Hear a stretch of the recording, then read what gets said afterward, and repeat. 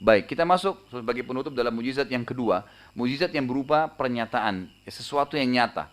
Yang paling besar mujizat Nabi SAW adalah terbelahnya bulan. Ini kejadian yang spektakuler sekali, besar sekali. Dan nanti insya Allah Anda bisa kembali ke rumah, kalau lagi iseng buka YouTube, gitu kan, coba ketik foto bulan terbelah. Gitu. Nanti akan ada fotonya itu. Jadi ada terbukti secara ilmiah, bulan itu sekarang ilmuwan kaget menemukan di tengah bulan ada garis lurus keliling bulan itu, dan itu secara ilmiah terbukti pernah retak dan terbelah. Gitu. Tapi mereka tidak tahu kapan terjadi. Kita sebagai umat Islam ada, dan itu mujizat Nabi SAW yang paling besar kata ulama, yang disaksikan dengan mata kepala. Sampai Allah turunkan surah Al-Qamar namanya, surah bulan. Surah nomor urutan 54 ayat 1 sampai ayat 3 yang bunyinya begini. A'udzubillahi minasyaitonirrajim. Iqtarabatis sa'atu wa insyaqqal qamar. Sungguh telah dekat hari kiamat itu dan telah terbelah bulan, telah terbelah bulan. Wa in yarau ayatan yu'ridu wa yaqulu sihrun mustamir. Dan mereka orang-orang kafir Quraisy Mekah itu pada saat melihat tanda-tanda mukjizat tadi, mereka terus berpaling dan tetap mengatakan ini sihir yang terus-menerus. Wa kadzdzabu wattaba'u ahwahum kullu amrin mustaqir. Dan mereka mendustakan Nabi dan mengikuti hawa nafsu mereka sedangkan tiap-tiap urusan telah ada ketetapannya. Begini kisahnya. Hadis Bukhari menjelaskan kepada kita. Nabi SAW satu malam pernah keliling Ka'bah lagi tawaf. Bulan purnama terang sekali waktu itu. Kalau sebelum kita masuk ke kisah ini, ada kisah sebelumnya Nabi Saleh. Nabi Saleh alaihissalam pernah di padang pasir berdakwah di kaumnya, banyak masuk Islam. Banyak beriman gitu kepada beliau. Ada tokoh-tokoh, seperti kalau di zaman Nabi SAW, tokoh Quraisy ya, orang-orang kafirnya, penasaran, tidak mau orang beriman. Lalu dia bilang begini, wahai Saleh, apa kau mau kami semua beriman? Kata Nabi Saleh, tentu saja.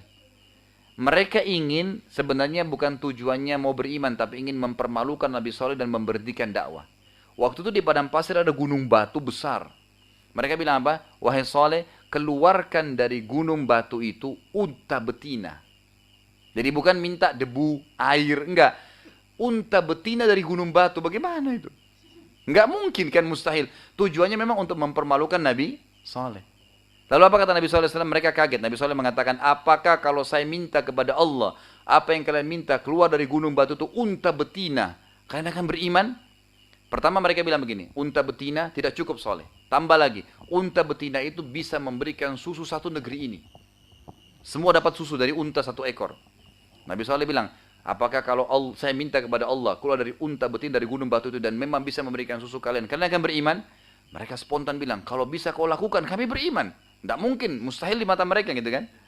Lalu Nabi SAW berdoa, tiba-tiba gunung itu retak, keluar unta betina.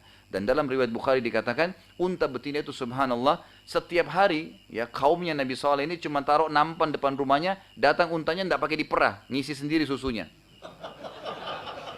Loh iya, jadi begitu mujizat. Makanya kan mujizat Nabi SAW adalah unta kan. Fa'akarun naqah, lalu mereka membunuh unta itu. Karena tujuannya bukan mencari mujizat kan. Mereka malah tambah sakit hati karena ternyata buktinya benar gitu. Makin banyak orang beriman. Yang terjadi sama di zaman Nabi SAW. Nabi SAW lagi tawaf malam hari, bulan lagi terang. Banyak orang-orang yang ikut tawaf dari antara kaum muslimin sahabat. Orang-orang Quraisy ini ingin memberhentikan dakwah Nabi SAW dan ingin mempermalukan Nabi. Lalu mereka bilang begini, teriak, wahai Muhammad, apa kau mau kami beriman? Kata Nabi SAW, tentu saja. Orang semua dengar, orang muslim dan orang kafir dengar. Apa kamu lihat bulan itu? Kata Nabi SAW, iya. Kata orang Quraisy, belah buat kami. Jadi bukan disuruh belah kelapa, gunung misalnya disuruh belah. Ini bulan yang tidak mungkin dijangkau gitu kan. Belah bulan itu buat kami. Mustahil, ingin mempermalukan Nabi SAW dan mustahil di mata mereka gitu. Apa yang terjadi? Nabi SAW tiba-tiba mengagetkan mereka mengatakan, wahai Quraisy, apakah kalau saya minta kepada Allah bulan itu dibelah seperti kalian minta, kalian akan beriman? Mereka bilang, kalau bulan kau belah Muhammad kami pasti beriman. Ini statement orang Quraisy. Kata Abdullah bin Mas'ud dalam hadis Bukhari Muslim, Nabi SAW lalu menggaris bulan itu dengan jari beliau. Digaris. Ya. Maka terbelahlah bulan tersebut menjadi dua belah. Beliau mengatakan, kami telah menyaksikan bulan di Mekah terbelah menjadi dua bahagian. Jadi bukan retak ya, terbelah dua. Kelihatan gitu. Sebelum hijrah Nabi SAW ke Madinah, sebelah bulannya itu berada di gunung Abu Kubais. Ada gunung yang besar ya, di sebelah Ka'bah, sebelah timurnya. Dan sebelah lagi, sebelah pecahnya di gunung As-Suwaida, sebelah baratnya. Jadi terbelah dua ini. bukan cuma retak gitu kan. Itu kesaksian para sahabat. Apa yang terjadi? Waktu orang Quraisy lihat itu, karena dasarnya bukan mau cari keimanan, mereka bilang, Muhammad sihirnya makin hebat. Loh iya, mereka bilang begitu, sihirnya makin hebat. Untuk membuktikan ini sihir atau bukan, kita tunggu sebulan lagi akan datang orang-orang Quraisy yang pergi dagang, yang keluar negeri kan gitu. Sebulan lagi akan datang, ada tanggal atau hari-hari mereka datang di bulan tertentu gitu. Mereka akan datang tanyakan, kalau mereka juga lihat berarti betul. Tapi kalau cuma masyarakat Mekah lihat berarti sihir. Baik, sebulan kemudian orang yang beriman, orang yang kafir nunggu di sebuah pintu namanya pintu Bani Syaibah. Di Mekah dulu ada pintu gerbang namanya Bani Syaibah. Di situ nunggu. Semua orang nunggu. Semua orang yang datang ditanya, apakah kalian pernah lihat terjadi sesuatu pada bulan? Mereka semua bilang iya. Pada hari ini terjadi, bulan pernah terbelah, kami juga tidak tahu kenapa. Semua mengaku itu. Quraisy bilang apa? Apakah beriman? Tidak. Mereka bilang, sihirnya Muhammad menguasai dunia. Jadi nolak, memang tidak mau beriman. Nah ini bahaya ya. Jadi jangan sampai ada di antara kita yang hadir ini, sudah ayat-ayatnya Allah banyak, masih tetap saja kufur gitu kan. Masih saja tidak mau mengakui, nggak bisa. Yani kita harus mengakui, sudah jelas tanda-tanda ayat Allah banyak gitu. Kemudian ada yang kedua, mujizat Nabi SAW yang kelihatan, tadi terbelah bulan. Yang kedua adalah kuasa Nabi SAW terhadap awan. Ulama hadis mengatakan terhadap awan. Kisahnya begini, riwayat Bukhari juga. Satu waktu Anas bin Malik berkata, satu waktu Nabi SAW lagi khutbah Jumat, ada orang dari Badui padang pasir datang teriak-teriak, lagi khutbah Jumat nih. Ya Rasulullah, dari luar masjid. Nabi SAW lalu dari atas mimbar, orang semua lagi lihat ke dia, teriak-teriak. Ya, lagi khutbah Jumat, orang lagi tenang gitu kan. Kata Nabi SAW, Malak, ada apa dengan kamu? Lalu dia bilang, ya Rasulullah, harta-harta kami musnah, hewan-hewan kami mati, dan kami kehabisan, kekeringan, kami pun akan musnah. Karena tidak ada air. Mumpung anda di mimbar ya Rasulullah, mintalah kepada Allah agar turun hujan. Nabi SAW lalu bilang, tiba-tiba waktu itu ngangkat tangan ke langit, dan ini juga istidlal bahwasanya orang berdoa boleh ngangkat tangan. Nabi SAW mengangkat tangan sambil mengatakan apa? Allahumma agithna, Allahumma agithna. Ya Allah turunkanlah hujan buat kami, tapi gaith ini istilah dalam bahasa Arab hujan yang baik. Gitu kan, hujan yang merata dan tidak keras, tapi hujannya lama dibutuhin gitu. Pada saat itu Anas bin Malik mengatakan, waktu Nabi berdoa, mata saya melihat ke langit. Jadi waktu itu dari apa? Pelapa-pelapa kurma. Jadi kelihatan langit gitu kan, bolong-bolong. Dan memang Madinah sama Mekah kan bisa dikatakan tidak pernah hujan gitu. Dia bilang, saya lihat ke langit, saya temukan langit tidak ada sedikit pun awan dan seperti kaca. Nggak ada awan. Tiba-tiba waktu Nabi SAW berdoa, awan berkumpul menjadi gelap, turun hujan. Dan hujan itu langsung membasahi masjid dan seluruh kota Madinah serta sempat membasahi jenggot Nabi SAW. Terjadilah hujan tersebut jemaah sekalian selama seminggu. Nggak berhenti hujan. Kata Anas bin Malik, kami nggak lihat matahari seminggu. Sampai Jumat akan datang, Nabi SAW naik mimbar lagi mau khutbah, orang yang sama datang teriak-teriak lagi. Ya Rasulullah, ya Rasulullah. Gitu. Kata Nabi SAW, ada apa lagi? Orang itu bilang, ya Rasulullah, halakatil amwal, harta kami musnah semua. Ya, gitu. Kemudian hewan-hewan kami mati. Kami juga jadi susah, nggak bisa tinggal karena banjir. Mintalah kepada Allah agar diberhentikan hujan. Nah ini saksi mukjizatnya. Nabi SAW lalu tiba-tiba berdoa ke langit mengatakan, Allahumma hawalaina wala alaina. Ya Allah jadikanlah hujan ini baik buat kami dan bukan masalah buat kami. Allahumma alal aqami wadzirabi wa butuni awdiyatun wa manabi isyajar. Ya Allah selamatkanlah semua lembah-lembah tempat orang jalan, hewan-hewan hidup dan juga rumah-rumah kami, gitu kan? Suruh selamatkan. Lalu kata Anas bin Malik, saya melihat Nabi SAW menunjuk awan-awan tersebut dengan jari beliau. Setiap yang ditunjuk bubar awannya. Berhenti hujannya. Dan ini disaksikan oleh para sahabat. Ini hadis Bukhari. Ini mujizat yang kedua, kuasa Nabi SAW terhadap awan. Kemudian yang ketiga adalah kuasa Nabi SAW terhadap hewan. Ini sudah pegal atau lanjut lagi nih? Nah, yang sudah ada yang nguap-nguap. Mungkin ada yang mau makan gitu kan. Taib.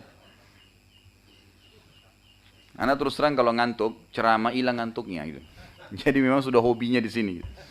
Baik, kuasa terhadap hewan. Ada sebuah riwayat Imam Ahmad pernah terjadi. Nabi SAW pernah perjalanan dengan Jabir radhiyallahu anhu, sahabat Nabi yang mulia. Waktu mau masuk Madinah, suku Arab yang di pinggir kota Madinah itu namanya suku Najjar. Suku orang-orang yang memang berkumpul banyak. Di suku Najjar ini ada satu unta jantan lagi ngamuk. Unta ini sama kuda, nendang sama gigit, gitu kan. Kalau nyerang, semua orang lewat diserang. Dan tidak ada orang yang bisa berhentikan dari suku Najjar gitu. Nabi SAW kebetulan mau lewat. Kata Jabir, ya Rasulullah, hati-hati, untanya lagi ngamuk. Dalam riwayat ini dikatakan Nabi SAW lalu mendekati unta tersebut sambil mengucapkan kalimat satu. Ta'al, kesini. Gitu. Yang terjadi, dalam riwayat ini dikatakan unta itu tiba-tiba nundukkan kepalanya, mulutnya ke tanah, sampai tersentuh ke tanah, dan jalan ke Nabi sambil kepalanya di tanah. Jadi bukan angkat kepala, bukan diam, tapi memang nuruni kepala, tunduk. Sampai ke depan Nabi SAW. Lalu Nabi SAW pegang kepalanya dan mengatakan, mana tarik kekangannya, dikasih. Lalu beliau mengatakan kalimat yang luar biasa. Tidak ada sesuatu pun di langit juga di bumi, kecuali mengetahui kalau aku adalah utusan Allah. Kecuali pembangkang dari jin dan manusia. Artinya unta ini buktinya nih. Dia tahu saya Rasulullah. Sampai tunduk, ngamuk tidak jadi ngamuk. Gitu kan? Kecuali pembangkang dari jin dan manusia. Sampai hewan pun seperti itu. Lalu ada yang keempat, dan ini kisah juga yang luar biasa. Kisah Nabi SAW dalam menyembuhkan penyakit. Saya memilih riwayat ini karena riwayat ini menarik sebenarnya. Ada riwayat-riwayat lainnya. Riwayat ini menarik sekali. Kisah tentang seorang pimpinan Yahudi bernama Abu Rafi'. Siapa Abu Rafi' ini? Dia punya orang kaya, kepala suku di Yahudi, dan dia salah seorang pendeta. Jadi dia ini selalu ya, kalau ada pasukan suku Arab yang mau nyerang Madinah dibiayai sama dia. Kalau ada penyair yang siap mencaci maki Nabi atau agama Islam dibayar. Selalu, tapi dia tidak nyerang, dia hanya membiayai dari jauh, pengecut dia, sembunyi di bentengnya. Dan bentengnya ini sangat tinggi temboknya, dan sukunya dia hidup di situ. Dia dianggap raja di benteng itu, kan gitu. Jadi di benteng itu hidup kurang lebih 2.000 sampai 3.000 orang, dan di situ ada pertebunannya, ada pertaniannya, semua lengkap gitu. Nabi SAW pernah berkata kepada para sahabat selesai sholat asar, siapa di antara kalian yang bisa membunuh Abu Rafi'? Abu Rafi' ini sudah sangat luar biasa, mengganggu kondisi keamanan Madinah, mengganggu Nabi SAW, gitu kan. Siapa yang bisa membunuh? Ada seorang sahabat Nabi yang pemberani bernama Abdullah bin Abi Atiq radhiyallahu anhu. Beliau ini orangnya sangat terkenal. Pokoknya kalau perang jihad di saat pertama gitu, nggak pernah di belakang. Beliau mengatakan, aku ya Rasulullah, saya siap bunuh dia ya Rasulullah. Kata Nabi SAW, baik, pergilah dan ajak beberapa temanmu. Lalu pergilah ya Abdullah ini radhiyallahu anhu dengan beberapa sahabat. Lalu sampai ke bentengnya Abu Rafi'. Ternyata benteng Abu Rafi' ini sangat tinggi dan satu pintu gerbangnya tidak besar, kecil, ditutup dengan pintu-pintu yang dijaga dengan besi-besi yang tajam gitu kan. Nggak bisa. Dan penjaganya itu jeli, tahu orang yang masuk keluar, siapa tinggal di benteng, siapa yang tidak, gitu kan. Lalu Abdullah mengatakan, saya memperhatikan susah sekali untuk masuk gitu. Satu waktu pas tiba malam itu, lagi nunggu, ternyata ada untanya Abu Rafi' hilang. Nggak ada. Maka masyarakat satu benteng itu keluar, laki-laki, perempuan, pegang obor sambil nyari gitu. Nah Abdullah mengatakan, saya melihat ada kesempatan nih. Abdullah bin Abi Atiq lalu kemudian masuk, nyelipin diri, kemudian dia sembunyi di kandang keledai. Dan keledai ini hewan yang biar kita tidur di sebelahnya, ditepuk, dia tidak akan bicara. Gitu kan.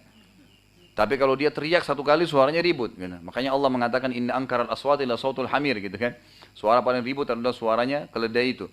Tapi dia tidak akan bergerak apa-apa. Dia sembunyi di situ sampai ditutup pintu gerbang. Dia bilang sampai saya merasa sudah aman, semuanya sudah tidur. Kemudian ini dia sendiri ya. Abdullah bin Atiq sendiri. Teman-temannya masih di tempatnya di luar gitu. Abdullah bin Atiq sendiri, dia cari kesempatan gitu.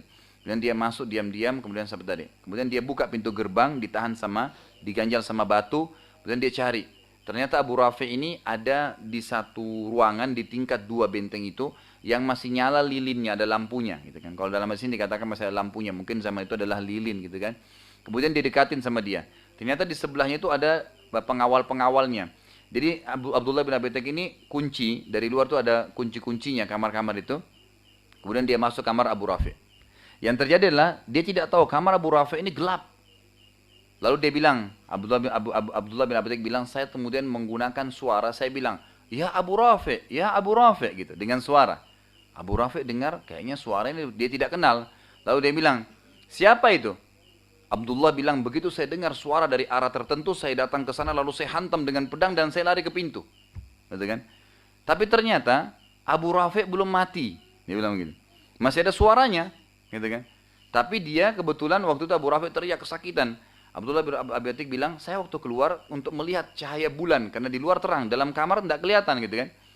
Lalu saya lihat dia belum mati, saya ubah suara saya lagi menggunakan retorika lain, dengan suara lain gitu. Ada apa wahai Abu Rafi? Kenapa kau teriak-teriak gitu?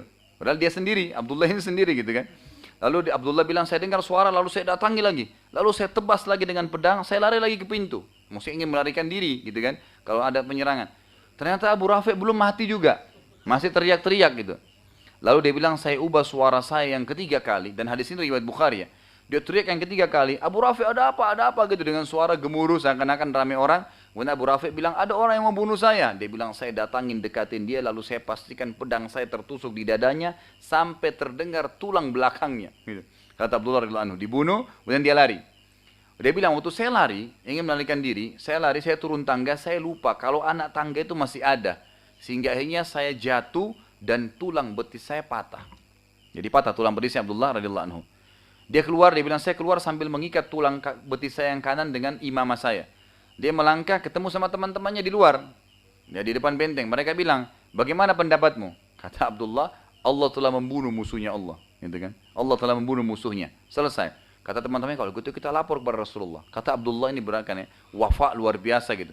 Menjalankan amanahnya. Kata Abdullah, demi Allah saya tidak pulang sampai saya dengar dia mati. Gitu. Karena ini perintah Nabi SAW. Nah, tradisi orang Yahudi kalau ada yang mati, pagi-pagi nanti ada yang naik ke atas menara teriak. Si fulan telah meninggal, maafin dia yang punya utang gini-gini ya. Seperti tradisi biasa kita gitu kan.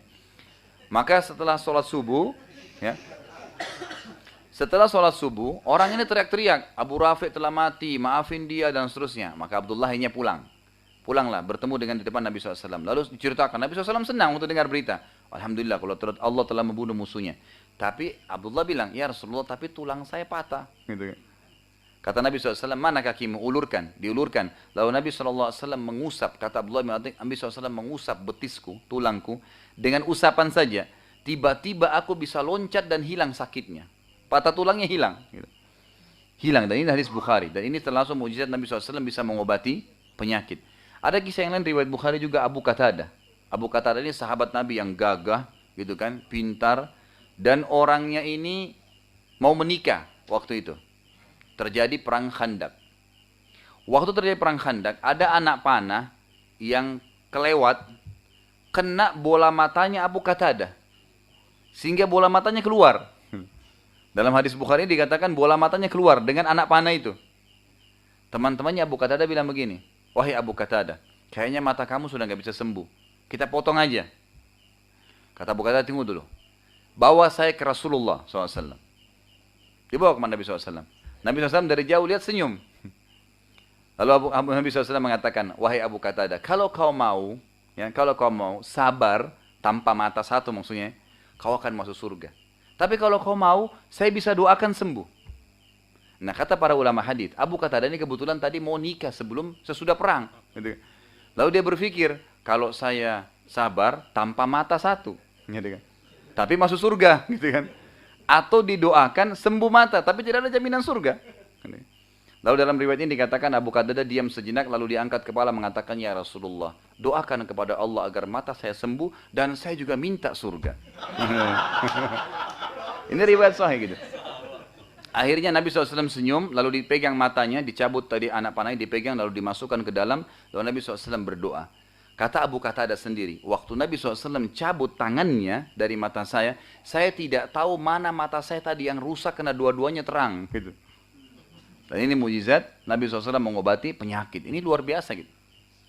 Ada juga yang selanjutnya adalah kisah Nabi SAW terhadap pohon. Ini tadi sudah saya jelaskan, mohon maaf. Ada kisah Nabi SAW terhadap kuasa air gitu. Jabir radhiyallahu anhu berkata dalam hadis Bukhari, kami pernah kekeringan air pada hari Hudaybiyah. Hudaybiyah ini kebetulan pada saat Nabi SAW sebelum pembebasan kota Mekah ya, tahun 8 Hijriah waktu itu. Ada kesepakatan Hudaybiyah, ada kisah sendiri. Waktu itu kebetulan ada 1.400 orang sahabat lagi siap-siap untuk pergi ya ke Mekah, pakai ihram. Tapi dilarang oleh orang Quraisy untuk masuk ke Mekah. Waktu itu karena lama nunggu di Hudaybiyah, habis air, nggak ada air. Kata Jabir, kami kehabisan air. Waktu itu Nabi SAW mau sholat duhur, dibawalah seember air dan tinggal itu airnya, nggak ada lagi. Dibawalah air tersebut di depan Nabi SAW, kemudian Nabi SAW waktu mau wudu, semua sahabat ngerumun. 1.400, 1.399 orang yang kumpul-kumpul semua di situ. Nabi SAW bingung, ada apa dengan kalian? Kenapa ngerumun begini? Kata Jabir, ya Rasulullah, kami semua ini, sekian banyak orang, tidak ada lagi airnya kecuali yang di ember anda ini. Selesai Anda pakai, kami akan berebutan. Gitu. Nggak ada lagi air. Untuk minum nggak ada, untuk wudhu nggak ada. Perjalanan pulang ke Madinah nggak ada. Lalu kata Jabir radhiyallahu anhu, tiba-tiba Nabi SAW memasukkan telapak tangannya ke dalam ember tersebut. Dan kami menyaksikan dari jari-jari beliau keluar air. Terus, dan akhirnya para sahabat, kata Jabir, kami semua mengisi kendi-kendi kami dari air itu. Kan tumpah, diisi kendi-kendi untuk minum. Mereka semua pakai uduk gitu kan. Sampai selesai, air masih tumpah. Setelah Nabi SAW angkat tangannya baru berhenti. Lalu para sahabat waktu diceritakan di Madinah, ditanya, berapa jumlah kalian? Kata Nabi, kata anak Jabir, jumlah kami 1.400 orang. Dan demi Allah, kalau jumlah kami 100.000 orang pasti cukup air itu. Kuasa Nabi SAW terhadap air.